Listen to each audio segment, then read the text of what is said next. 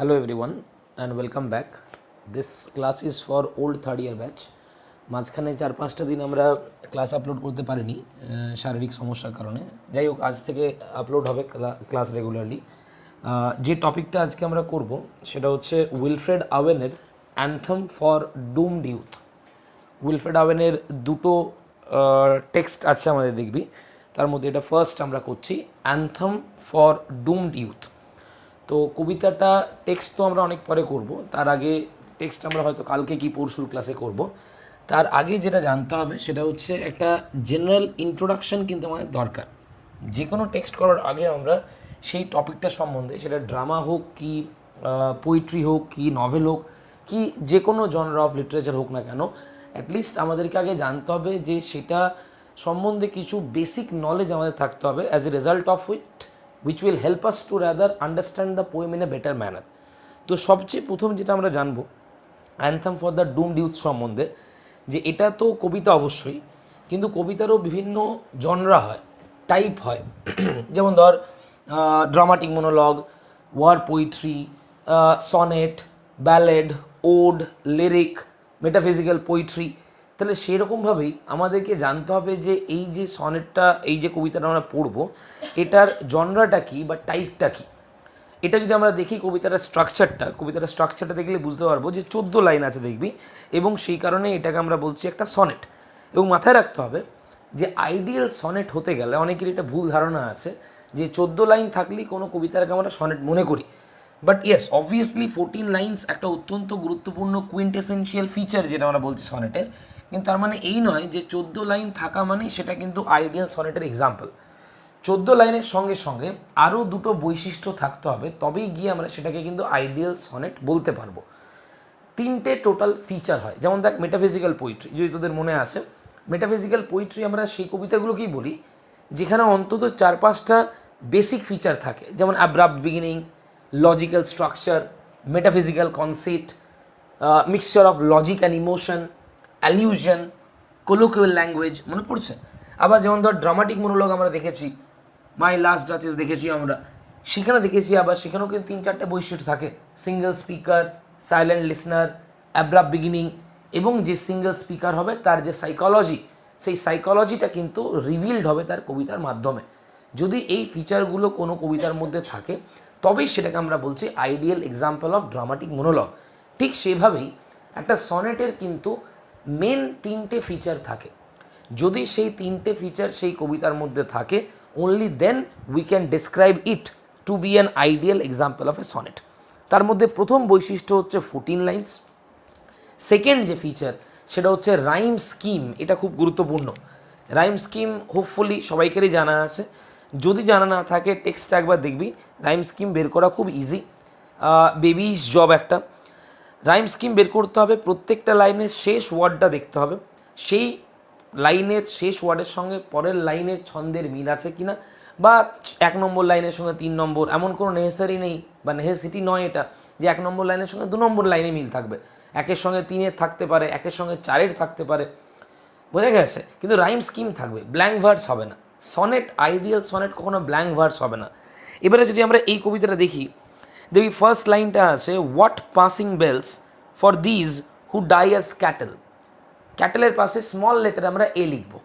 এই rhyme scheme হচ্ছে এইভাবে নির্ণয় করা হয়, এ লিখব স্মলে। পরের লাইনের শেষ ওয়ার্ডটা দেখবি আছে গানস, তাহলে ক্যাটেল গানস, কোনো রাইমের মিল নেই, ছন্দের মিল নেই, এরপরে আমরা গানসে বি লিখব। অ্যান্ড দেন থার্ড লাইনে দেখ র্যাটেল আছে, ক্যাটেল র্যাটেল, ছন্দের মিল আছে, তাহলে ক্যাটেলে যদি আমরা এ লিখে থাকি, র্যাটেলে আমরা কি লিখব, আবার এ লিখব। এবং ফোর্থ লাইনে দেখ অরিজনস, গানস অ্যান্ড অরিজনস, দ্যাট ইজ গানসে যদি বি লিখে থাকি এটাও বি, মানে এ বি এ বি, অর্থাৎ 1 নম্বর লাইনের সঙ্গে 3 নম্বর লাইনের ছন্দের মিল আছে, 2 নম্বরের সাথে 4 নম্বরে আছে। এটা কোনো রুল নেই 1-এর সঙ্গে 3-এর থাকতে হবে এরকম নয়, 1-এর সঙ্গে 2-এর থাকতে পারে, 3-এর সঙ্গে 4-এর থাকতে পারে, 1-এর সাথে 3-এর মিল থাকতে পারে, অ্যাটলিস্ট একটা রাইম স্কিম হতে হবে। সনেটে অনেক ধরনের রাইম স্কিম হয়, এ বি বি এ হয়, এ বি এ বি হয়, অনেক ধরনের রাইম স্কিম হয়। তাহলে মাথায় রাখতে হবে রাইম স্কিম কিন্তু থাকতে হবে। তাহলে এই কবিতাটা যদি আমরা এই অবধি দেখি, 14 লাইন্স তো আছেই, তার সঙ্গে রাইম স্কিমও আছে। এবং থার্ড যে বৈশিষ্ট্যটা সনেটের হয়, জেনারেলি একটা সনেটে একজন সনেটিয়ার অর্থাৎ যিনি সনেটটা লেখেন তিনি যে কোনো একটা বিষয়কে হাইলাইট করেন। একটা সনেটে কখনোই মোর দেন ওয়ান সাবজেক্ট মানে 3-4টে বিষয় কিন্তু একটা সনেটে কখনোই কাভার্ড হয় না। এবং এই কবিতাটার বিষয়টা যখন আমরা আলোচনা করব, যখন আমরা সিনপসিসটা সামারিটা আলোচনা করব, তখন আমরা দেখব এই কবিতাতেও কিন্তু একটাই বিষয় আলোচিত হয়েছে, বা the poet Wilfred Owen has discussed one particular topic in this sonnet.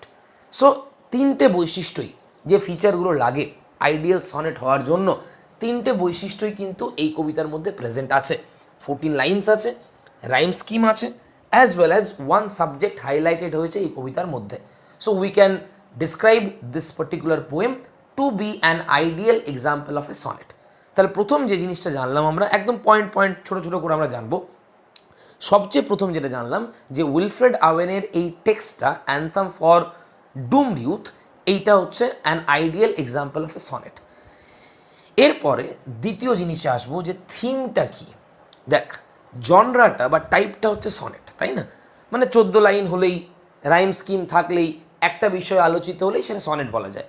এবার এই যে একটা বিষয় বলছি, এই একটা বিষয়ে রিলিজিয়ান হতে পারে, এই একটা বিষয় লাভ হতে পারে, এই একটা বিষয় নেচার হতে পারে, তাই নয় কি?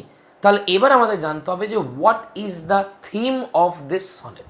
এটা সনেট, সেটা আমরা অলরেডি প্রুভ করলাম, সেটা অলরেডি আমরা অ্যানালাইজ করলাম।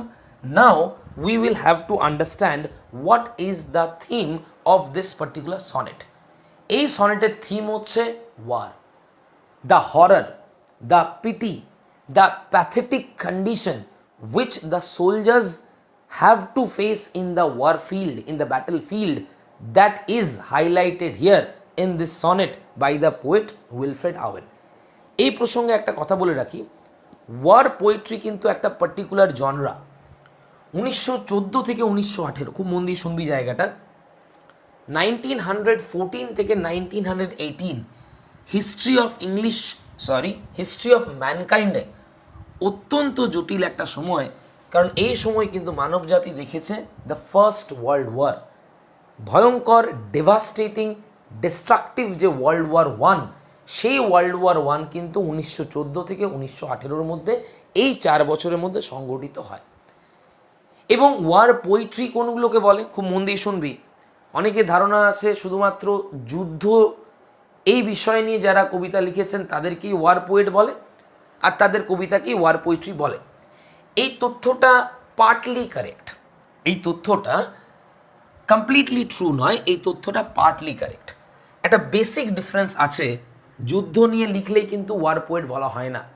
মাথায় রাখতে হবে, ওয়ার পোয়েট তাদেরকে বলে যারা কবি অবশ্যই, কিন্তু তাদের প্রাথমিক পরিচয়, যে প্রাইমারি আইডেন্টিফিকেশন আমরা বলছি, সেটা কিন্তু কবির নয়। প্রত্যেকটা ওয়ার পোয়েটের যদি আমরা নাম ভাবি, majority of the war poets, Siegfried Sassoon, Rupert Brooke, Edward Thomas, Wilfred Owen, এরা প্রত্যেকেই কিন্তু যুদ্ধের সঙ্গে তারা ডাইরেক্টলি যুক্ত।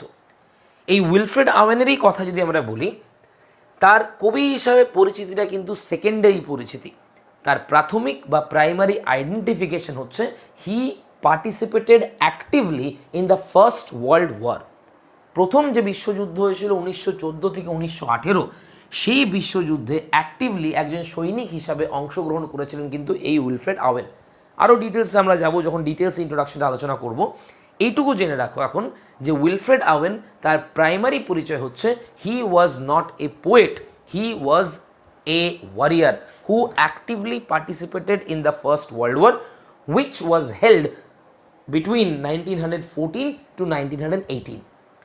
এবং ইনি এই যে যুদ্ধক্ষেত্রে অংশগ্রহণ করেছেন, ফলে যুদ্ধকে চোখের সামনে দেখেছেন, যুদ্ধ সম্বন্ধে একটা ফার্স্ট হ্যান্ড এক্সপিরিয়েন্স, যেটা আমরা বলি ফার্স্ট হ্যান্ড এক্সপিরিয়েন্স মানে যেটা নিজে চাক্ষুষ করব, আমি নিজের চোখের সামনে যে ঘটনাগুলো ঘটবে।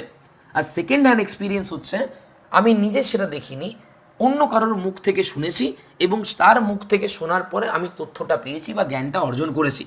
There is a huge difference between first hand experience and second hand experience. এই যে ধর যুদ্ধের যে ভয়াবহতা, যুদ্ধের যে হরর, যুদ্ধের যে প্যাথেটিক কন্ডিশন, এই সম্বন্ধে আমাদেরও কিন্তু একটা সম্যক ধারণা আছে। আমরা অনেকেই সোলজার পরিবারের নই, অনেকে আমরা সোলজার লাইফটাকে অ্যাক্টিভলি দেখিনি, অথচ কিন্তু যুদ্ধের সম্বন্ধে আমাদের একটা সম্যক ধারণা আছে। টিভিতে দেখে, সিনেমায় দেখে, সিরিয়ালে দেখে, বন্ধুদের কাছে গল্প শুনে। কিন্তু মাথায় রাখবি, এই যুদ্ধক্ষেত্রে যদি আমি প্র্যাকটিক্যালি অংশগ্রহণ করে থাকি, আমার যে যুদ্ধ কেউ ভালো জানবে কি? What is the pain of a warrior? What is the horror which is involved in a war? Nobody can better guess this than a soldier who has actively participated in the battlefield. তার চেয়ে ভালো কেউ জানতে পারে না। So Wilfred Owen, as he participated in this battlefield, যুদ্ধের ভয়াবহতাটা কী, যুদ্ধের যে মানে ভয়ঙ্কর রূপটা কী, যুদ্ধে সোলজারদের প্যাথেটিক কন্ডিশনটা কীরকম হয়, তা সম্বন্ধে তার চেয়ে বেটার কিন্তু কেউ জানে না। এবং এই কারণেই ওয়ার পোয়েটস মানে এটা নয় যে যারা যুদ্ধ নিয়ে লেখে তাদেরকেই ওয়ার পোয়েট বলে এবং তাদের কবিতাকে ওয়ার পোয়েট্রি বলা হয়।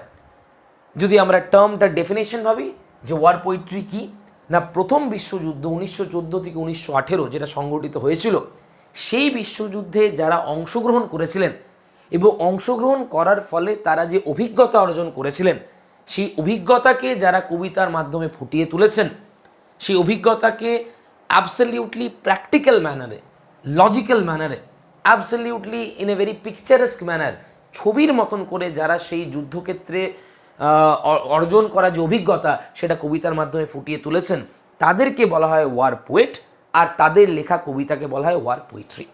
বোঝা গেছে? মানে এই সংজ্ঞা অনুযায়ী ওয়ার পোয়েটদের মধ্যে বিখ্যাত কয়েকজনের নাম হচ্ছে Siegfried Sassoon, Rupert Brooke, Edward Thomas, Wilfred Owen. এবং এদের মধ্যেও যদি সবচেয়ে বিখ্যাত ওয়ার পোয়েটের আমরা কথা বলি, যদিও বিতর্কিত কথা, তবুও বেশিরভাগ ক্রিটিকদের মতে the best war poet in the history of mankind সেটা হচ্ছে অবভিয়াসলি উইলফ্রেড আওয়েন। এনার লাইফ স্টোরিটা অত্যন্ত প্যাথেটিক।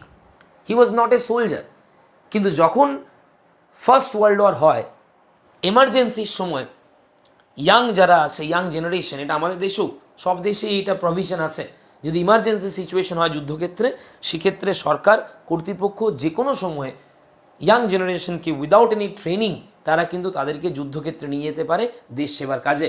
এক্স্যাক্টলি এইভাবেই উইলফ্রেড আওয়েনে কিন্তু বাধ্য হয়েছিলেন যুদ্ধক্ষেত্রে অংশগ্রহণ করতে। এবং সবচেয়ে আনফর্চুনেট যেটা, 1918 সালে আর্মাস্টাইজ হওয়ার আগে, দ্যাট ইজ যুদ্ধবিরতি হওয়ার, যুদ্ধ শেষ হওয়ার ঠিক এক সপ্তাহ আগে তিনি মারা যান। Unfortunately, just think about the pathetic condition. Just the world war came to an end, and 7 days before the world war came to an end, this poet, this great poet lost his life. এবং ইনি যুদ্ধক্ষেত্রে কি উপলব্ধি করেছিলেন যে যুদ্ধ হচ্ছে man-made, যুদ্ধ হচ্ছে ম্যানমেড, যুদ্ধ মিনিংলেস, ইউজলেস। এবং এটা সত্যি কথা, আজ পর্যন্ত পৃথিবীর ইতিহাসে হাজার হাজার লক্ষ লক্ষ যুদ্ধ হয়েছে, স্টার্টিং ফ্রম মোনার্কিয়াল সিস্টেম, রাজতন্ত্র থেকে শুরু করে মডার্ন ডে পর্যন্ত অজস্র অসংখ্য যুদ্ধ হয়েছে, কিন্তু আজ পর্যন্ত যুদ্ধের কোনো পজিটিভ দিক কিন্তু কেউ বলতে পারবে না। যুদ্ধ মানেই meaningless wastage of human lifes, meaningless wastage of human resources, meaningless wastage of wealth. নষ্ট ছাড়া, নেগেটিভিটি ছাড়া যুদ্ধের কিন্তু কোনো পজিটিভ দিক নেই। কিছু কিছু ওয়ার মঙ্গার্স আছে যারা যুদ্ধ লাগায়, যারা যুদ্ধ বাঁধায়, যারা রাষ্ট্রনেতা, তাদের অ্যাম্বিশন, তাদের ইগো, তাদের উচ্চাকাঙ্ক্ষা পূর্ণ করার জন্য তারা মানুষে মানুষে, দেশে দেশে এই লড়াইটা লাগায়। And Wilfred Owen realise this, he realised that war is nothing. ওনার কথা আছে ওয়ার ইজ নাথিং, যুদ্ধ কি? হি হ্যাজ ডিফাইন্ড ওয়ার, এবং তার মতে war is nothing but it is a meaningless butchery of young lives. Just ভেবে দেখবি ওয়ার্ডটা কি ইউজ করছেন, বুচারি, মানে নির্মমভাবে জবাই করা, ব্রুটালি কাউকে মার্ডার করা, এটাকে বলা হয় বুচারি। পশুদেরকে বুচার করা হয় স্লটার হাউসে। যুদ্ধ সম্বন্ধে তিনি বলছেন war is nothing but it is a meaningless butchery of young lives. এবার আন্দাজ করতে পারছি নিশ্চয়ই যে যুদ্ধের সত্যটা কতটা ভয়াবহ, সেটা একজন সৈনিক বলছেন যিনি যুদ্ধটাকে সামনে থেকে প্রত্যক্ষ করেছেন। Just imagine, without any supply of food, without any supply of water, day in and day out, without any resource, sleep তো ভুলেই যাও, চোখের সামনে তুমি সারাক্ষণ বন্দুকের আওয়াজ, গুলিগোলার আওয়াজ, চোখের সামনে বন্ধুদের মরতে দেখবে, চোখের সামনে রক্ত ঝরবে। And just think how pathetically these soldiers they have to suffer in the war front or in the battle field. সেই উইলফ্রেড আওয়েন যুদ্ধের সেই ভয়াবহতাটাকে এই কবিতার মাধ্যমে ফুটিয়ে তুলেছেন। তাহলে যদি জনরাটা আমরা বলি, স্টাইলটা আমরা বলি, তাহলে obviously this is an example of a sonnet. আর যদি থিমটা বলতে বলা হয় যে what is the theme of this sonnet, তাহলে obviously war is the theme of this sonnet. তার মানে এটা আমরা বলতে পারি একটা ওয়ার সনেট বা ওয়ার পোয়েম। ক্লিয়ার হয়েছে? এই বেসিক আইডিয়াটা মাথায় রাখ। এবং এই কবিতায় যেটা মেইনলি তিনি বলেছেন যে যখন কোনো সাধারণ পরিবারে সাধারণ অবস্থায় কোনো মানুষ মারা যায়, তাকে সেরিমনিয়াল একটা বিদায় দেওয়া হয়। হিন্দু বলো, মুসলিম বলো, খ্রিস্টান বলো, শিখ বলো, বৌদ্ধ বলো, যে কোনো সম্প্রদায়ের মানুষের যদি কথা বলি, যখন সাধারণ সিচুয়েশনে সাধারণ পরিস্থিতিতে কোনো মানুষ মারা যায়, তখন তাকে কিন্তু একটা সেরিমনিয়াল বেরিয়াল, সেরিমনিয়াল তার একটা অন্ত্যেষ্টি ক্রিয়া যেটা আমরা বলি সেটা কিন্তু সম্পন্ন করা হয়। যেহেতু খ্রিস্টান পোয়েট, খ্রিস্টান কালচারের কথা এখানে বলছেন, চার্চে তার জন্য প্রার্থনা সভার আয়োজন করা হয়, তার জন্য নেল বাজানো হয়, তার জন্য লোকেরা প্রার্থনা করে, তার মৃতদেহকে মরদেহকে শ্রাউড দিয়ে ঢেকে দেয়, তাকে নিয়ম মেনে তাকে অন্ত্যেষ্টিক্রিয়ার মাধ্যমে তার শবদাহকে সমাধিস্থ করা হয়, জানলার যে পর্দাগুলো সেই পর্দাগুলো নামিয়ে দিয়ে তার জন্য শোক জ্ঞাপন করা হয়, চার্চের বেল বাজানো হয়, কোয়ার দ্যাট ইজ কোরাস যেটা আমরা বলি সমবেত সঙ্গীত, তার আত্মার শান্তি কামনার জন্য প্রার্থনা করা হয়, and so many things happen. কিন্তু উইলফ্রেড আওয়েন এখানে অত্যন্ত দুঃখের সঙ্গে বলছেন যুদ্ধক্ষেত্রে যখন কোনো একজন সৈনিক মারা যায় তার জন্য কোনো শ্রাউডের ব্যবস্থা নেই, তার জন্য কেউ মোমবাতি জ্বালায় না, তার জন্য কেউ ধূপ জ্বালায় না, তার জন্য কেউ জানলার পর্দাকে নামায় না, তার জন্য কোনো চার্চে প্রার্থনা হয় না, চার্চের বেল বাজে না। সে যখন মারা যায় গবাদি পশুর মতন, মানে মিনিংলেস ডেথ যখন হয় তার, সে বলি না আমরা জন্তু জানোয়ারের মতন যখন মারা যায়, সেই সময় তাদের হয়ে চার্চের বেল বাজানোর কেউ নেই, প্রার্থনা করার কেউ নেই। বোমের আওয়াজ, বন্দুকের যে গুলির আওয়াজ, এই আওয়াজগুলোই যেন তাদেরকে শেষ বিদায় জানায়।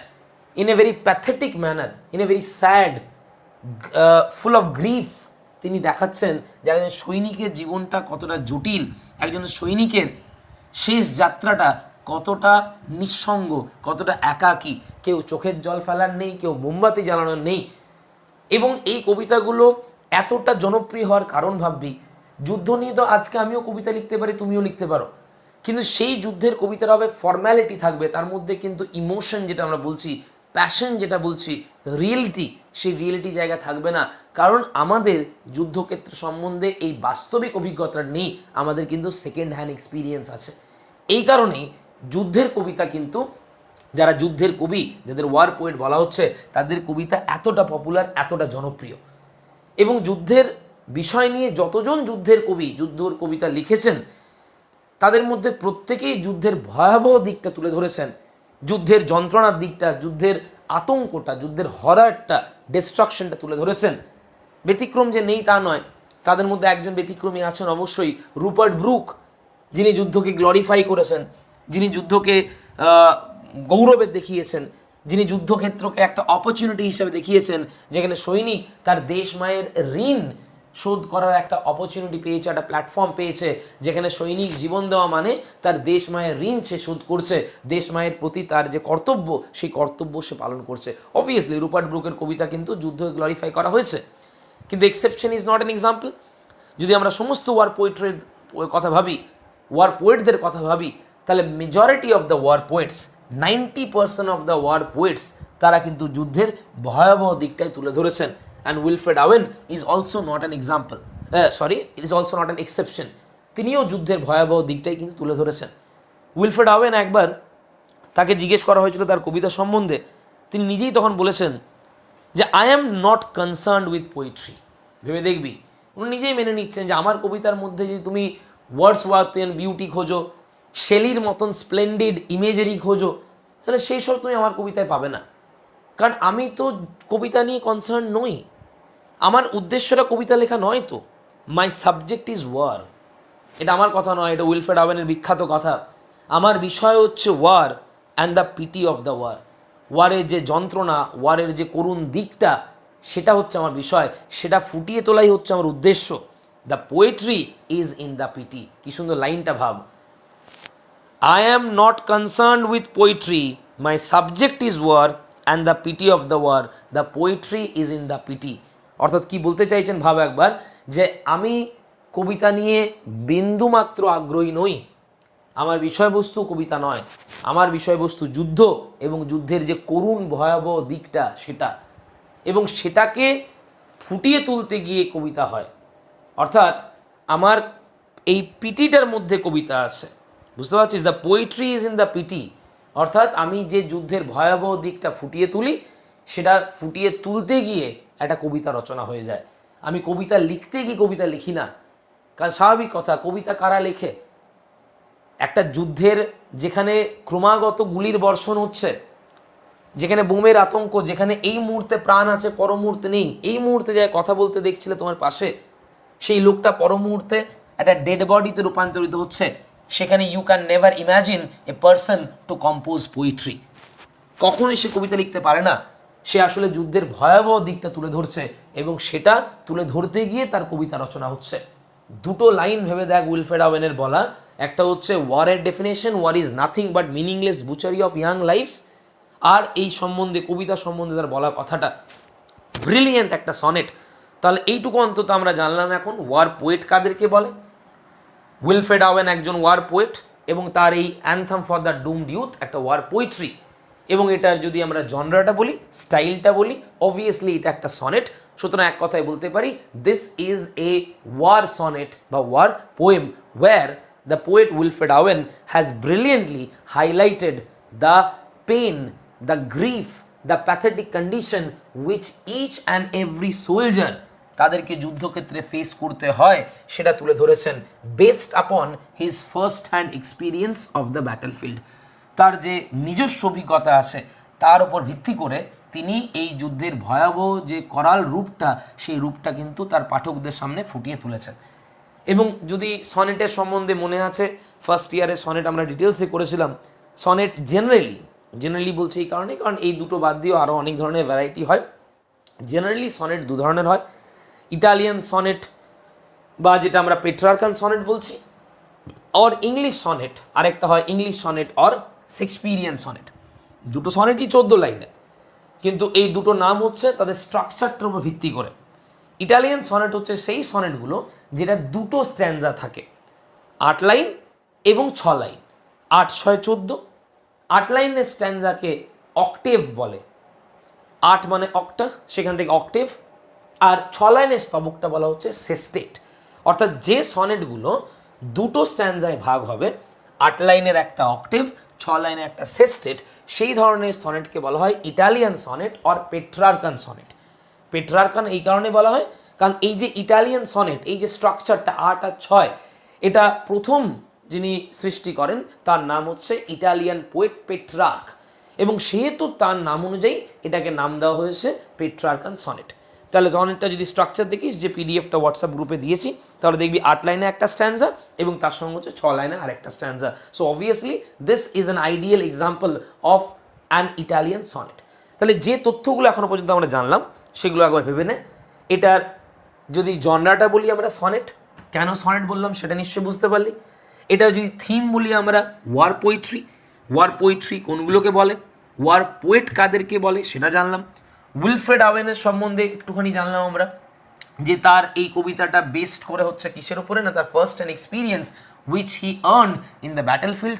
তার প্যাথেটিক ডেথ সম্বন্ধে জানলাম, এবং এই সনেটটা কী ধরনের sonnet, that is Italian or English sonnet, সেটা আমরা দেখলাম। এটা হচ্ছে ইটালিয়ান সনেট।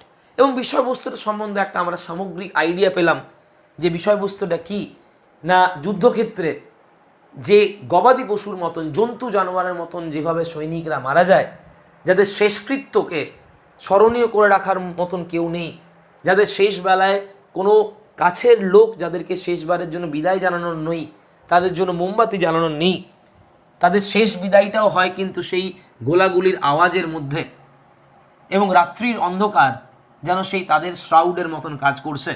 কেউ মারা গেলে যেমন তার শবদাহকে ঢাকা দেওয়ার জন্য শ্রাউড ইউজ করা হয়, এদের ক্ষেত্রে কোনো শ্রাউড জোটে না।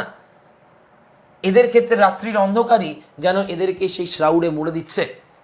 এই গভীর যন্ত্রময় দৃশ্যটা প্রত্যেক দিন প্রত্যেক মুহূর্তে প্রত্যক্ষ করেছেন কিন্তু উইলফ্রেড ওয়েন যুদ্ধক্ষেত্রে। এবং সেই কারণেই তার কবিতার মধ্যে এই ইমোশনটা, এই প্যাশনটা কিন্তু আছে, যেটা পাঠকদেরকে টাচ করে, তাদের হৃদয়কে টাচ করে, যেটা আমরা বলি হার্ট টাচিং, হৃদয়কে আন্দোলিত করে।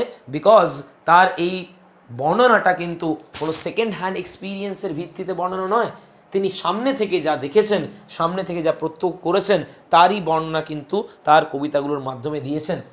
একজন বিরাট সম্ভাবনাময় কবি ছিলেন, অলমোস্ট 20 কবিতার মতন লিখতে পেরেছিলেন। জাস্ট ভেবে দেখ ওয়ার কতটা ভয়ঙ্কর। আমি বেশি দূরে যদি নাও যাই, শুধু যদি এই দিক থেকে ভাবি যে একজন এত সুন্দর সম্ভাবনাময় পোয়েট, কবিতাটা পড়লেই বুঝতে পারবি, যিনি বেঁচে থাকলে হয়তো ইংরেজি সাহিত্য আরও কত সমৃদ্ধ হতো, ইংরেজি সাহিত্য আরও কত এনরিচড হতো, তাকে হারালো। ইংরেজি সাহিত্য পভার্টি ফেস করলো শুধুমাত্র বিকজ অফ ওয়ার। এইরকম একজন সম্ভাবনাময় কবি, তাকে অকালে প্রাণ দিতে হলো। ভেবে দেখবি একবার, কত মায়ের কোল খালি হয়। তাও কি, যদি যদি কোনো একটা দেশের উন্নয়ন হয়, দেশের উন্নতি হয়, এইসব যদি হয়, তাহলে না, তাও ঠিক আছে, মানুষ নিজের জীবনটা স্যাক্রিফাইস করলো। কিন্তু কোনো দিনও কোনো যুদ্ধের কারণে কিন্তু কোনো মানুষের, কোনো সভ্যতার, কোনো দেশের, কোনো সমাজের উন্নতি হতে পারে না একমাত্র ক্ষয়ক্ষতি ছাড়া। একটু অড লাগতে পারে, তোদের সিলেবাসে জিবি শ নেই, জর্জ বার্নার্ড শয়ের একটা আর্মস অ্যান্ড দ্য ম্যান বলে নাটক ছিল, অ্যান্টি রোম্যান্টিক কমেডি, যেখানে তিনি দেখিয়েছেন যুদ্ধের আসল সত্যটা। আসলে কী হয় বলতে কি, আমরা যুদ্ধকে একটু রোম্যান্টিকভাবে ভাবি, যুদ্ধকে আমরা ভাবি a platform to showcase your bravery, a stage to portray to exhibit your courage, যেখানে মাতৃঋণ শোধ করা যায়, দেশের জন্য প্রাণ দেওয়া মানে গর্বের সঙ্গে বাবারা বলে আমার আরেক সন্তান থাকলে আমি তাকেও যুদ্ধক্ষেত্রে পাঠাতাম। এগুলো আমাদের দোষ নয়। আমরা যদি একটা হলুদ রঙের চশমা পরি, চশমা পরার পরে প্রকৃতিটা কিন্তু আমাদের হলুদই মনে হবে, লাল রঙের চশমা পরলে লালই মনে হবে। তার মানে এই নয় যে প্রকৃতির রঙটা লাল বা হলুদ, আমরা যে চশমাটা পরে আসি তার উপর নির্ভর করছে কিন্তু আমরা কোন রঙে দেখছি। অর্থাৎ আমি যেটা বলতে চাইছি, যেটা জিবিশও বলতে চেয়েছেন, এই ওয়ার মঙ্গার্সরা, যারা পলিটিক্যাল লিডার্সরা, যারা অ্যাডমিনিস্ট্রেটররা, তারা খুব ভালো করেই জানে যে যুদ্ধক্ষেত্রকে শুধু যদি একটা প্রফেশন হিসাবে দেখানো হয়, তার সঙ্গে যদি এই সেন্টিমেন্টগুলো, এই রোম্যান্টিসিজমগুলো, এই দেশভক্তি, পেট্রিয়টিজম, এই সবগুলো যদি যুক্ত না করে দেওয়া হয়, তাহলে কোনো মাই তার ছেলেকে কিন্তু সেনাতে পাঠাবে না, যুদ্ধ করতে পাঠাবে না। নাও অ্যান্সার মি ওয়ান কোয়েশ্চেন, যেটা জিবি সহ বলেছেন, যদি দেশ মায়ের ঋণই শোধ হয়, যদি নিজের সাহসিকতাকে প্রমাণ করার একটা দুর্দান্ত মঞ্চই হয় যুদ্ধক্ষেত্র, তাহলে এই সাহসিকতা প্রমাণ করার দায়টা কি শুধুমাত্র সাধারণ নাগরিকের? সেটা কি পলিটিক্যাল লিডার্সদের নয়, সেলিব্রিটিসদের নয়, বিজনেসম্যানদের নয়? কোনো একটা দেশের কথা বল আমাকে, দেশের নাম বল আমাকে, যেখানে দেশের লিডাররা, পলিটিক্যাল লিডাররা, ওয়ার মঙ্গাররা, তারা যুদ্ধ করতে গেছেন, তাদের সন্তানেরা, তাদের পরিবারের লোকেরা যুদ্ধ করতে গেছে। এইরকমভাবে যদি একটু লজিক্যালি ভাবি আমরা জিবিসর মতো করে, তাহলে রিয়েলাইজ করব ওয়ার একটা বিরাট বড় আই ওয়াশ। যারা এই নেতারা আছেন, যারা এই ওয়ার মঙ্গার্সরা, যারা অথরিটিসরা, তারা ঠান্ডা ঘরে বসে নিজেদের ইগোকে জেতানোর জন্য, নিজেদের অ্যাম্বিশনকে বাস্তব রূপ দেওয়ার জন্য, নিজেদের ইচ্ছেগুলোকে ফুলফিল করার জন্য তারা এই নিরীহ মানুষদের কিন্তু সেই গবাদি পশুর মতন, জন্তু জানোয়ারের মতন তারা কিন্তু তাদেরকে স্যাক্রিফাইস করে। This is the reality of war. You will not understand, I will not understand this reality, because আমরা কিন্তু সেই রঙিন চশমা পরে আছি, সেই রোম্যান্টিসিজমের চশমা পরে আছি, এবং আমরা যুদ্ধকে দূর থেকে দেখছি, সিনেমার মাধ্যমে দেখেছি যেখানে যুদ্ধকে রোম্যান্টিসাইজ করা হয়েছে। আর্মস অ্যান্ড দ্য ম্যানে দেখবি সেখানে যে প্রোটাগনিস্ট, যে হিরো ব্লান্টসলি, ভাবতে অবাক লাগবে যে একটা নাটকের হিরো সে যুদ্ধক্ষেত্র থেকে পালিয়ে আসছে, সে যুদ্ধক্ষেত্রে গলিগোলার জায়গায় চকলেট নিয়ে যায়, যে যুদ্ধক্ষেত্রে লুকিয়ে থাকে প্রাণ বাঁচানোর জন্য। একটু অড লাগতে পারে যে এইরকম হিরো তো আমরা দেখতে অভ্যস্ত নই, আমাদের যে কনসেপশন, সেই কনসেপশনে ধাক্কা লাগবে। কিন্তু ধীরে ধীরে পুরো নাটকটার মধ্যে জীবিষ্য প্রমাণ করে দিয়েছেন যে এটাই হচ্ছে অ্যাকচুয়াল হিরো। যুদ্ধক্ষেত্রে প্রাণ দেওয়া, এটা কোনো রকম কোনো গ্লোরিফিকেশন নেই। দেখবি ইচ্ছে করেই কতগুলো জিনিস করে দেওয়া, স্ট্যাচু তৈরি করা, শহীদ মিনার তৈরি করা, গান স্যালিউট দেওয়া, ভারতীয় পতাকায় বা সেই দেশের পতাকায় সব দাহকে মুড়ে দেওয়া, এগুলো অবাক লাগতে পারে, এগুলো কিন্তু সব আই ওয়াশ। ভেবে দেখবি একটা সৈনিক মারা যাওয়ার 10 বছর পরে, অনেক বেশি বললাম, 1 বছর পরে সব গান স্যালিউট শেষ হয়ে যায়, সমস্ত রোম্যান্টিসিজম শেষ হয়ে যায়, কেউ তাদের পরিবারের খবরও নেয় না। This is the reality of war and Wilfred Owen realise this, এবং সেই জন্য এই কবিতায় প্রত্যেকটা সৈনিকের জন্য তিনি শোক পালন করছেন। তাদের মৃত্যুতে তিনি শোকাহত।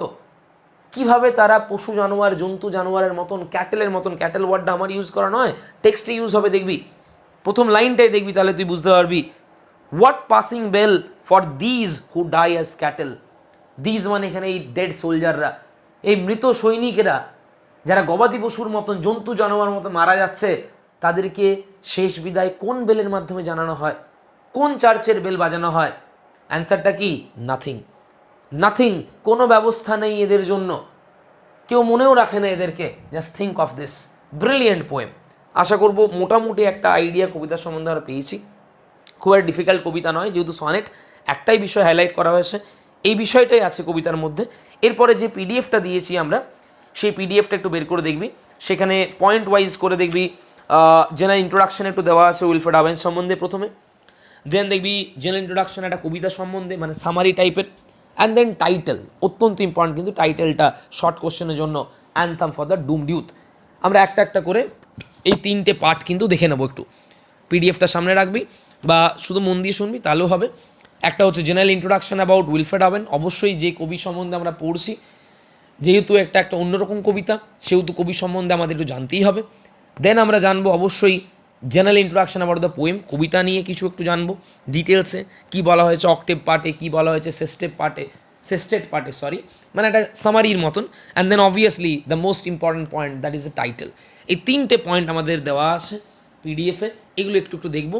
এবং I can guarantee you, I can rather give you this certainty, যে যদি এই তিনটে পয়েন্ট বোঝা যায়, কবিতাটা কিন্তু অনেকটা ইজি হয়ে যায় আমাদের কাছে, কবিতার মূল আইডিয়াটা কিন্তু আমাদের কাছে ক্লিয়ার হয়ে যাবে। আগে আমরা টাইটেলটা দেখব, একটু টাইটেলটা ভালো করে দেখবি। Owen's poem is on war, obviously এতক্ষণ ধরে সেটা আমরা আলোচনা করছি।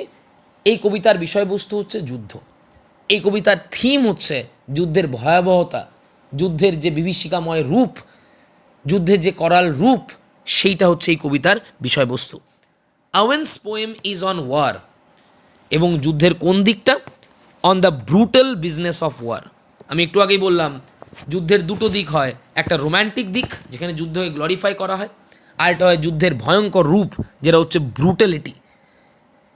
এই কবিতাটা উইলফ্রেড আওয়েনের হচ্ছে যুদ্ধের উপর লেখা, যুদ্ধের যে নৃশংসতা, যুদ্ধের যে নির্মমতা, নিষ্ঠুরতা, সেই দিকটাকে এই কবিতার মাধ্যমে তুলে ধরেছেন। He shows in the poem, এই কবিতার মাধ্যমে তিনি তুলে ধরছেন the untimely deaths of numerous soldiers, যেগুলো আমরা প্রিম্যাচিওর ডেথ বলছি। কারোর 21 বছর বয়স, কারোর 18 বছর বয়স, কারোর 22 বছর বয়স, কারোর 25 বছর বয়স, কারোরই নর্মাল ডেথের উপযুক্ত সময় নয়। এই প্রত্যেকটা হচ্ছে আনটাইমলি ডেথ, প্রত্যেকটা premature death. Can you imagine? তাদের কারোরই মারা যাওয়ার বয়স হয়নি, সুস্থ সবল হেলদি পিপল তারা, শুধুমাত্র কয়েকজন ব্যক্তি স্বার্থ সিদ্ধির জন্য তাদেরকে এই আনটাইমলি ডেথ ফেস করতে হচ্ছে। এইটা তিনি কবিতার মাধ্যমে তুলে ধরেছেন। He shows in the poem the untimely death of numerous soldiers, অসংখ্য সৈনিককে যে অসময়ে মৃত্যুবরণ করতে হয়, কীরকম জটিল, যন্ত্রণাময়, করুণ মৃত্যু তাদেরকে বরণ করতে হয়, সেই দৃশ্যটা তিনি এই কবিতার মাধ্যমে দেখিয়েছেন। Like cattle on the field of the battle, জন্তু জানোয়ারের মতন তারা কীভাবে যুদ্ধক্ষেত্রে প্রাণ দেয়। এখানে জন্তু জানোয়ার বলতে দেখানো হয়েছে, generally human life is believe to be precious than animals, কিন্তু এদের লাইফটা অ্যানিমালসের চেয়ে বেশি মূল্যবান দেখা হয় না। যেমন কোনো অ্যানিমাল মারা গেলে সেটা আমরা খুব একটা শোকের ঘটনা মনে করি না, এক্স্যাক্টলি এদের মৃত্যুটা সেই রকম যেন পশু পাখির মৃত্যুর মতন দেখা হয়। এইটা তিনি কবিতার মাধ্যমে তুলে ধরেছেন। অর্থাৎ কবিতার বিষয়বস্তু যুদ্ধ, যুদ্ধের নৃশংসতা, যুদ্ধের নির্মমতা, এবং এই কবিতার মাধ্যমে দেখিয়েছেন যে কীভাবে অসংখ্য সৈনিক অসময়ে জন্তু জানোয়ারের মতন তারা মৃত্যুবরণ করে যুদ্ধক্ষেত্রে, সেই দৃশ্যটা, সেই বিষয়টা এই কবিতার মাধ্যমে তুলে ধরেছেন। দেয়ার ডেথ, দেয়ার বলতো এই সোলজার্সদের যারা আনটাইমলি অসময়ে মারা যাচ্ছে, their death occurs in a grim situation, grim মানে প্যাথেটিক, করুণভাবে, in a grim situation of horror and bloodshed, চারিদিকে রক্তপাত, ভয়ঙ্কর পরিস্থিতি, সেই রক্তপাতের মধ্যে, সেই ভয়ঙ্কর পরিবেশের মধ্যে তাদের মৃত্যু ঘটে। With the noisy burst of bomb, কোথাও হয়তো বম ফাটছে, bomb shells, the cruel act of bloodshed, সেই নৃশংস রক্তক্ষরণ যেখানে হচ্ছে, চারিদিকে যেখানে গুলির আওয়াজ, চারিদিকে বোম বর্ষণের আওয়াজ, সেই রকম করুণ পরিবেশে তাদের মৃত্যু হয়। দ্য পোয়েট এমফাসাইজেস, আওয়েন এখানে গুরুত্ব দিচ্ছেন, হাইলাইট করছেন the horrible helpless death of young soldiers, এদের যে হরেবল, অসহায় যে মৃত্যু, করুণ যে মৃত্যু, সেটাকে এখানে তুলে ধরছেন। The horror stricken scene of death carries a sharp irony, এখানেই আইরনিটা আছে। যদি টাইটেলটা দেখে থাকিস, অ্যান্থাম, অ্যান্থাম মানে অ্যাকচুয়ালি হচ্ছে এ সেক্রেড সং, পবিত্র গান। দেবী ন্যাশনাল অ্যান্থাম বলি আমরা, স্কুলের অ্যান্থাম হয়, প্রত্যেকটা দেশের ন্যাশনাল অ্যান্থাম হয়। অ্যান্থাম মানে এই সেক্রেড সং, এ পায়াস সং। এবারে ভেবে দেখ, anthem for the doomed youth. Doomed মানে কি, যেটা আমরা বলি না যে জাহান্নামে যাব, নরকবাস যেটা বলি, নরকে পতন যেটা বলি, ডাউনফল, সেটাকে বলা হয় ডুম। আর ইউথ মানে কি, যুবক। এনে কাদেরকে ডুমড ইউথ বলা হচ্ছে? ওই সমস্ত সৈনিকদেরকে যারা অসময়ে এইরকম ভয়ঙ্কর, অসহায়, নৃশংস মৃত্যু যাদের বরণ করতে হয়, তারা একজন ডুমড। যুদ্ধক্ষেত্রে যাওয়া মানেই সে ডুমড, তার নরকের দর্শন হচ্ছে। তাদের জন্য অ্যান্থাম এটা। এর ভেবে দেখ, আদৌ কি তাদের জন্য কোনো অ্যান্থামের ব্যবস্থা আছে? আদৌ কি তাদের জন্য চার্চে কোনো প্রার্থনা, চার্চের বেল, কোনো ক্যান্ডেলের ব্যবস্থা আছে কি? তাহলে এই অ্যান্থাম ওয়ার্ডটাই কিন্তু এখানে ইউজ করা হয়েছে কীভাবে? আইরনিক্যালি ইউজ করা হয়েছে। Owen brings this out by his representation of the grim reality of those unfortunate dead after their death. তাদের মৃত্যুর পরে তাদের কীরকম দুর্ভাগ্যর মধ্যে দিয়ে যেতে হয়, কীরকম দুর্ভাগ্যজনক পরিস্থিতিতে মৃত্যুবরণ করতে হয়, সেটা তুলে ধরেছেন। এবং তার মাধ্যমেই এই ironical title. The title of the poem anthem for the doomed youth is meaningfully ironical. Yes, obviously ironical. যাদের আইরনি মনে নেই, আমি একটু মনে করিয়ে দিই। আইরনি মানে যেটা বলা হবে তার অপোজিটটা মিনিং করা হবে। এখানে আদৌ তাদের জন্য কোনো অ্যান্থাম নয়। গুলির আওয়াজ, বোমের আওয়াজ, হাহাকার, চিৎকার, কান্না, এগুলো কোনোদিন অ্যান্থাম হয় না তো। কিন্তু কবি এখানে ওইটাই আইরনিক্যালি দেখিয়েছেন যে এদের জন্য কোনো প্রেয়ার, কোনো শান্ত পরিবেশে মানুষের শোক জ্ঞাপন, কোনো বেল, এইসবের ব্যবস্থা নেই। এদের জন্য এই হাহাকার, এই চিৎকার, এই কান্না, এই যন্ত্রণার যে আর্তনাদ, গুলির আওয়াজ, বোমের আওয়াজ, এটাই যেন এদের জন্য anthem. Anthem is a secret song sung together, যেটা আমরা কোরাস বলি actually, after a person's death for the blissful repose of the departed soul. Repose মানে রেস্ট, যে মারা গেছে তার আত্মার শান্তি কামনার জন্য, তার আত্মা যাতে করে স্বর্গ লাভ করে, সেই জন্য তাদের জন্য যে সমবেত সঙ্গীত গাওয়া হয়, তাদের আত্মার শান্তির জন্য যে প্রার্থনা করা হয়, সেটাকে বলা হয় অ্যান্থাম। এবারে ভেবে দেখ, এখানে রিয়েল মিনিংয়ে, আক্ষরিক অর্থে কি এরকম কোনো অ্যান্থামের ব্যবস্থা আছে এই সমস্ত ডুমড ইউথদের জন্য? নেই। এই কারণে আমরা বলছি টাইটেলটা ইউজ হয়েছে ironically. But the poet questions how the anthem sang for the helpless victims of the dreadful war. কিন্তু এখানে কি দেখিয়েছেন যে এই dreadful victims of the war, যারা এই ভয়ঙ্কর যুদ্ধের শিকার, তাদের জন্য কি অ্যান্থামের ব্যবস্থা আছে? No normal and formal rituals, কোনো নর্মাল রিচুয়াল, কোনো ফর্মাল রিচুয়াল, ওই যে মোমবাতি জ্বালানো, প্রার্থনা করা, ডেড বডিকে চাদর দিয়ে ঢেকে দেওয়া, জানলার পর্দাগুলো নিচে নামিয়ে দেওয়া, চার্চের বেল বাজানো, চার্চের সমবেত সঙ্গীত, তাদের আত্মার শান্তি প্রার্থনা করা, এগুলো সব হচ্ছে নর্মাল ফর্মাল রিচুয়ালস, প্রথা আর কি, যখন কেউ মারা যায়। No formal rituals are observed for those unfortunate soldiers who die untimely on the front. Front মানে যুদ্ধক্ষেত্র, মানে যারা যুদ্ধক্ষেত্রে অসময়ে মারা যায়, তাদের জন্য এরকম কোনো নর্মাল ফর্মাল রিচুয়ালস কিন্তু ফলো করা হয় না। No church bell is rung, কোনো চার্চের বেল বাজানো হয় না। ভেবে দেখেছিস, এক তো অসময়ে বিনা কারণে তারা মারা যাচ্ছে, মৃত্যুর পরে সামান্য যেটুকু প্রত্যেকটা মানুষের অধিকার, যে মৃত্যুর পরে অন্তত তার ডেড বডি পরে তার আত্মার শান্তি কামনা করার জন্য যে চার্চে প্রার্থনা করা হয়, সেটুকু তাদের জোটে না।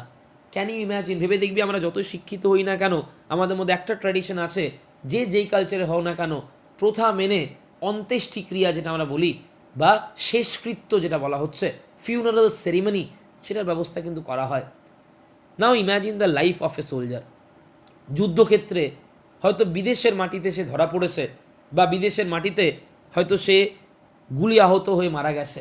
ভেবে দেখ, প্রার্থনা তো দূরের কথা, চার্চের বেল, মৃত্যু ঘণ্টা, এইসব তো অনেক পরের কথা। সমাধিস্থ পর্যন্ত হয় না, শেষকৃত্য তাদের হয় না। Can you imagine? এইটাকেই আইরনিক্যালি এখানে দেখিয়েছেন এই অ্যান্থাম ওয়ার্ডটার মাধ্যমে। No church bell is rung, কোনো চার্চের বেল বাজানো হয় না।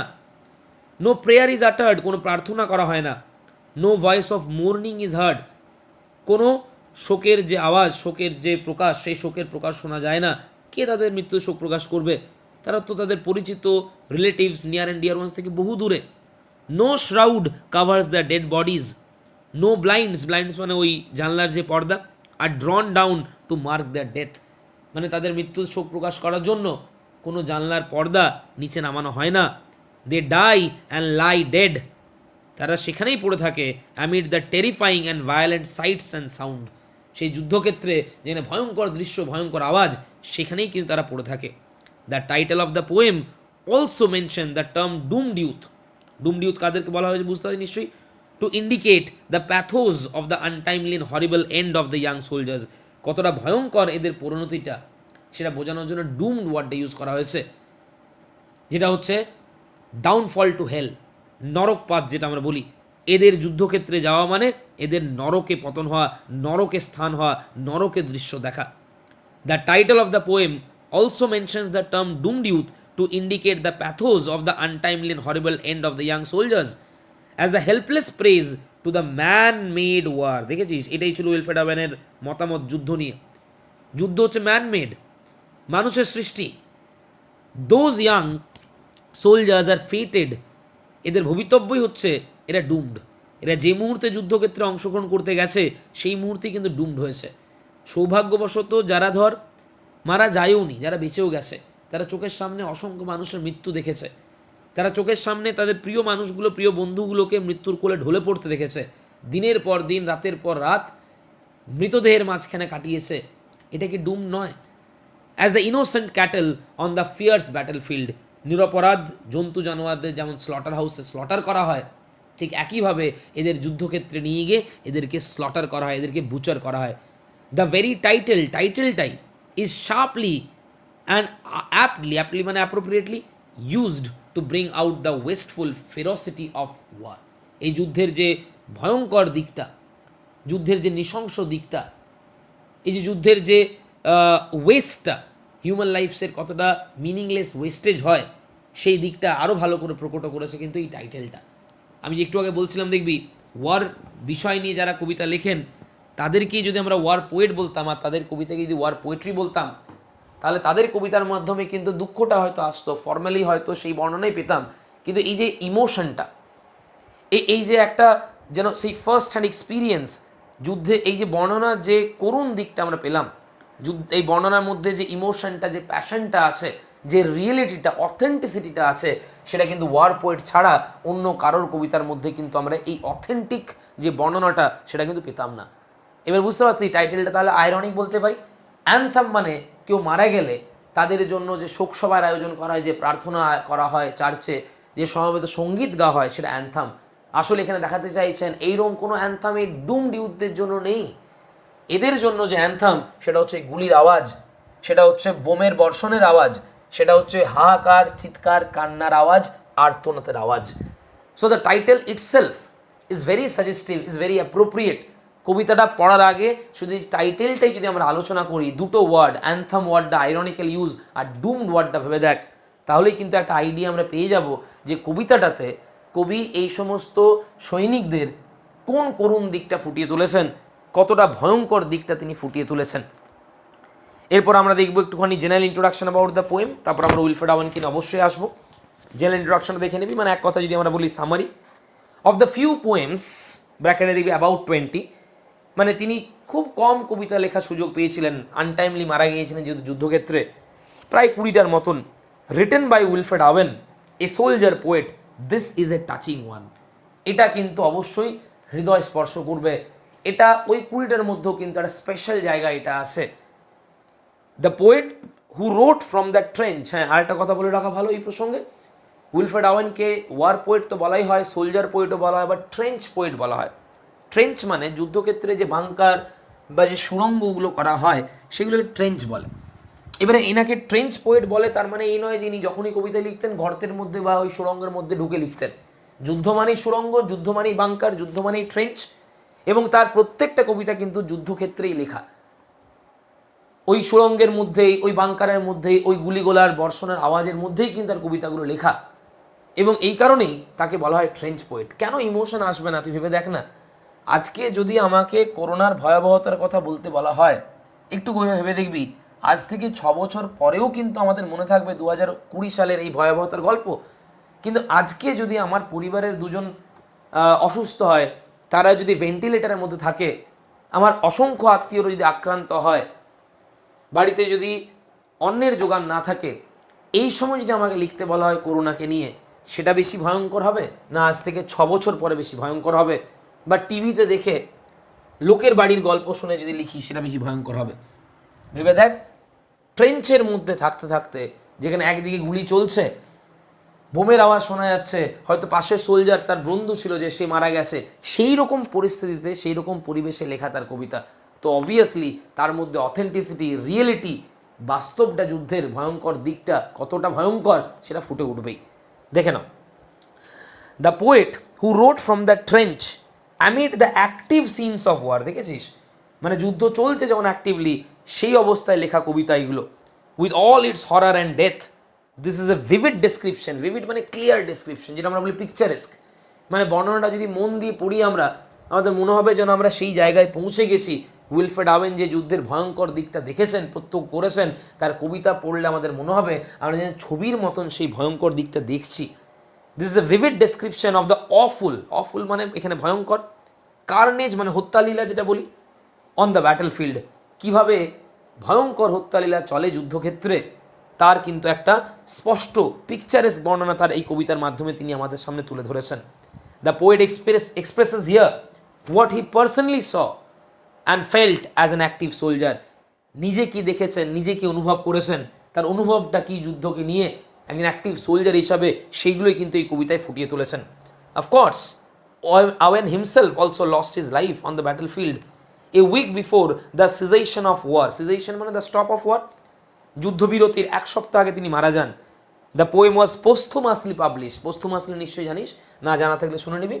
যখন কোনো কবি কোনো কবিতা লেখেন, তার জীবনকালে যখন কবিতাগুলো প্রকাশিত হয় না, তার মৃত্যুর পরে যখন সেই কবিতাগুলোকে বই আকারে প্রকাশ করা হয়, সেই ধরনের কবিতা প্রকাশনাকে বলা হয় পোস্থুমাস পাবলিকেশন। ফর ইজি এক্সাম্পল যদি বলি, যে আজকে যদি আমি একটা কবিতা লিখি 2020 সালে, এবং সেই কবিতা যদি 2030 সালে প্রকাশিত করা হয় আমার মৃত্যুর পরে, হয়তো আমি সেই সময় জীবিত নই বা আমি সেই সময় জীবিত নেই, সেই রকম সময়ে প্রকাশিত কবিতাকে বলা হয় পোস্থুমাস পাবলিকেশন, মানে post death publication, after death publication. Naturally তিনি তো যুদ্ধক্ষেত্রে মারাই গিয়েছিলেন, তার এই কবিতাগুলো তার মৃত্যুর পর পাবলিশড হয়েছিল বাই ব্লান্ডেন্স এফার্ট। মাথায় রাখবি এটা। The poem is a sonnet, of course an Italian pattern with 2 divisions, octave and sestet. এবং দেখবি অক্টেভে কী পাবো এবং সেস্টেটে কী পাবো, একটা কবিতা সম্বন্ধে ক্লিয়ার আইডিয়া তৈরি হয়ে যাবে। The poet speaks of the grim death, করুণ যে মৃত্যু, of young soldiers on the battle field. This is not marked with any sound of knell, কোনো মৃত্যু ঘণ্টা বাজানোর কেউ নেই চার্চে, or prayers in the church, চার্চে কোনো প্রার্থনা করারও কেউ নেই, তাদের জন্য যে সঙ্গীত, সেই সঙ্গীত গাওয়ার কেউ নেই। On the other hand, this death is attended, এই মৃত্যু কে অ্যাটেন্ড করে? With the violent Rhodes of the gun, ভয়ঙ্কর যে বন্দুকের গর্জন, সেই গর্জনটাই তাদের জন্য অ্যান্থামের কাজ করে, সেটাই তাদের জন্য চার্চের বেলের কাজ করে, সেটাই তাদের জন্য কোরাসের কাজ করে, চার্চের যে প্রার্থনার কাজ করে। দ্য র্যাপিডলি র্যাটলিং, বন্দুকের যে গর্জন, র্যাটলিং হচ্ছে অ্যাকচুয়ালি ওনোম্যাটোপিয়া, যদি মনে আছে তার রেটোরিক্যাল ফিগার, যেখানে very sound of the word তার মিনিংটা এক্সপ্রেস করে। যেমন বার্কিং বললে আর ডগ বার্কিং বলতে হয় না, যেমন থান্ডারিং বললে মেঘের গর্জন বলতে হয় না, টুইটরিং বললে যেমন পাখির কিচিরমিচির বলতে হয় না, দ্য ভেরি ওয়ার্ড ইটসেলফ সেই মানেটা ইন্ডিকেট করে। এক্স্যাক্টলি র্যাটলিং মানেই বন্দুকের যে গর্জন, বন্দুকের যে রোর। দ্য র্যাপিডলি মানে কুইকলি, ঘন ঘন মুহুর্মুহু যে বন্দুকের গর্জন হচ্ছে of the rifles, and the loud bursting of the bomb shells, এইগুলোই তাদের মৃতদেহকে, তাদের মৃত্যুকে কোম্পানি দেয়। The sad play of the bugles, ভেবে দেখ তাদের জন্য কোনো চার্চের বেল বাজে না, তাদের জন্য কী বাজে বলতো? বাগেল। বাগেল মানে ওয়ার ট্রাম্পেট, যুদ্ধের বাঁশি যেগুলো আমরা বলি, রণদুন্দুবি, তাদের জন্য এটাই হয়ে যায় চার্চের বেল। তাদের জন্য বন্দুকের আওয়াজই হয়ে যায় প্রেয়ার। তাদের জন্য তাদের বন্ধুদের, তাদের সঙ্গীদের যে আর্তনাদ, যে গর্জন, যে তীব্র হাহাকার, যে কান্না, এটাই এদের জন্য প্রেয়ার, এটাই এদের জন্য farewell song. Bugles only bid farewell to the sad departure from the living world.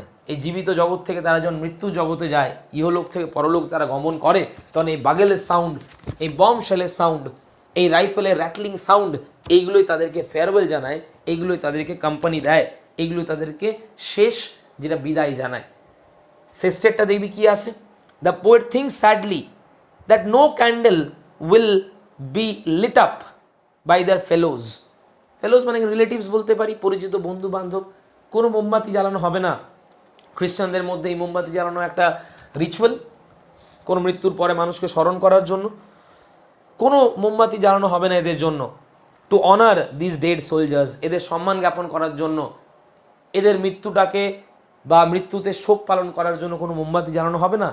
No shroud, কোনো চাদর ইউজ করা হবে না এদের ডেড বডি কাভার দেওয়ার জন্য। Will be use to cover their dead body. No window blinds, জানলার যে কার্টেন বললাম, উইল বি ড্রন টু মোন দেয়ার ডেথ। মানে এক কথায় কী বল দেখি, গোটা কবিতাটা একটাই থিম। আমি বললাম না, সনেট মানে একটাই থিম থাকবে। যে যেমন নর্মাল টাইমে কেউ মারা গেলে তাদের জন্য নানা রকম ফর্ম্যালিটি করা হয়, এদের মৃত্যুর পরে কোনো ফর্ম্যালিটি জায়গা নেই। জন্তু জানোয়ারের মতন এরা যুদ্ধক্ষেত্রেই মরে পড়ে থাকে। এবারে সেই ফর্ম্যালিটিটাই নর্মাল মৃত্যুতে shroud, window blinds, candles, prayers, church bell, এগুলো হয়। আর এদের ক্ষেত্রে এগুলোর পরিবর্তে কি না, the sound of the bugles, the rattling sound of the rifle, the loud sound of the bomb shells, এটাই দেখানো হয়েছে। দেখো দেখ, on the other hand only the tears of deep sorrow of their fellow comrades, মানে তাদের সঙ্গে যারা আছে তাদের যে চোখের জল, এটাই তাদের শেষ বিদায় জানাবে।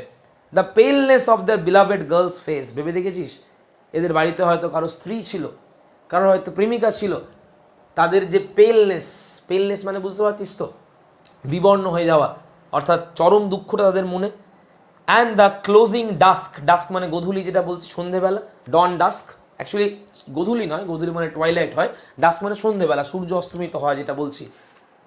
ভেবে দেখ এদের যেন একমাত্র কে এদের মৃত্যু শোক প্রকাশ করছে, যেন প্রকৃতি। একটা ডেড বডিকে চাদর দিয়ে ঢেকে দেওয়া মানে কি, তাকে অন্ধকার করে দেওয়া, আড়াল করে দেওয়া। এখানে যেমন সূর্য অস্তমিত হয়, যেমন সারা আকাশ যখন অন্ধকারে নিমজ্জিত হয়, যেন এরাই এই সূর্য অস্তমিত হওয়ার পরে যে পরিবেশ, সেই পরিবেশেই যেন এদেরকে শ্রাউডের মতন ঢেকে দিচ্ছে। Closing dusk of the day will indicate the horrible death on the battle field. পেলি আইডিয়াটা? ব্রিলিয়েন্ট পোয়েম, একটা ইজি পোয়েম। এই কারণে ইজি পোয়েম কারণ যেহেতু সনেট একটাই থিম আছে, একটাই theme, that is the horror of the war, the pain of the soldier, the pathetic untimely death of the soldiers like cattle in the battle field, সেটাকে highlight করেছেন। সেটাকে এখানে in a very emotional manner, in a very authentic realistic manner the poet has portrayed this in his poem. এবার কালকের ক্লাসে যেটা আমরা দেখবো, উইলফ্রেড আওয়েন সম্বন্ধে আমরা ডিটেলসে জানবো একটুখানি, and then obviously we will go to the text of the poem. আশা করবো একটা কমপ্লিট আইডিয়া কবিতার সম্বন্ধে পাওয়া গেছে, বিষয়বস্তু সম্বন্ধে, sonnet, war poetry, war poet, থিমটা কি, ডুম ডিউথ কাদেরকে বলা হচ্ছে, টাইটেলটা, অ্যান্থামটা এখানে কীভাবে ইউজ করা হয়েছে, হোপফুলি ক্লিয়ার হয়েছে। যদি কোনো প্রবলেম থেকে থাকে হোয়াটসঅ্যাপ গ্রুপে ক্লিয়ার করে নেবে, এবং কালকে আমরা অবশ্যই টেক্সটাই যাব, এবং ম্যাক্সিমাম কাল এবং পরশুর মধ্যে কবিতাটা আমরা কমপ্লিটও করে নেবো।